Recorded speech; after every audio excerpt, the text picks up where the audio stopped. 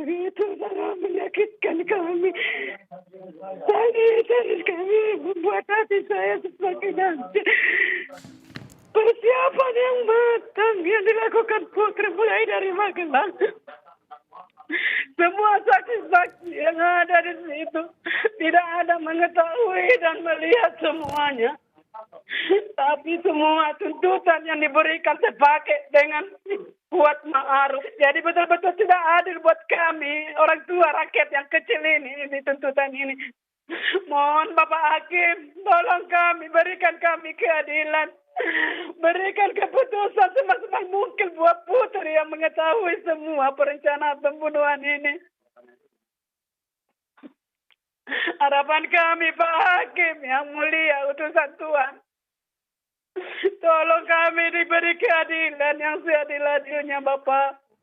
Secara tidak langsung kami perempuan bisa membuat kesaksian-kesaksian dusta seperti Putri Chandrawati, di mana nanti ada perempuan yang merasa ada ancaman. Boleh mereka berkata-kata, fitnahan apapun di dalam adanya persidangan ini.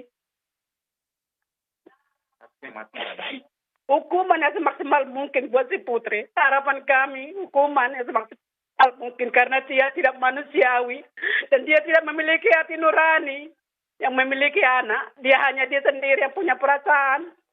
Tanpa memikirkan perasaan saya sebagai ibunya almarhum Yosua yang begitu mereka rampas nyawanya secara sadis dan biadab.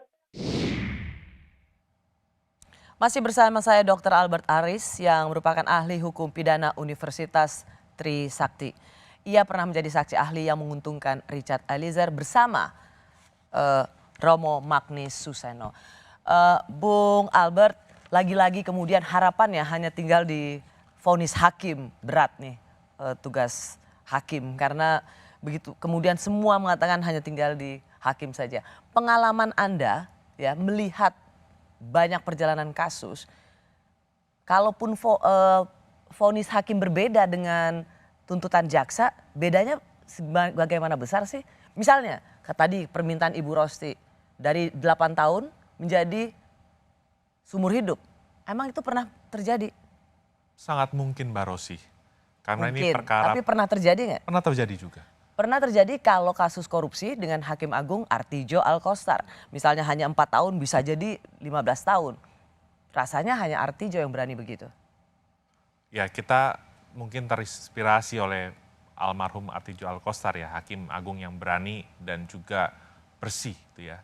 Tetapi kita juga harus meyakini bahwa hakim yang mengadili perkara ini juga memiliki rasa keadilan dan juga kebijaksanaan untuk menjatuhkan pidana yang setimpal buat orang-orang yang memang terbukti secara sadar meyakinkan melakukan tindak pidana pembunuhan berencana ini.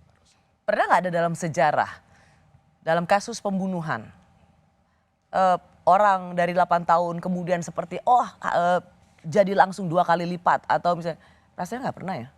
Iya kalau secara meskipun tadi hakim nggak terpaku pada tuntutan, tetapi rasio desidendinya itu sulit untuk tidak dikaitkan dengan tuntutan tersebut. Gitu. Sulit untuk tidak dikaitkan dengan tuntutan. Jadi tetap saja ada semacam... Ada range-nya gitu Ada ya. range-nya.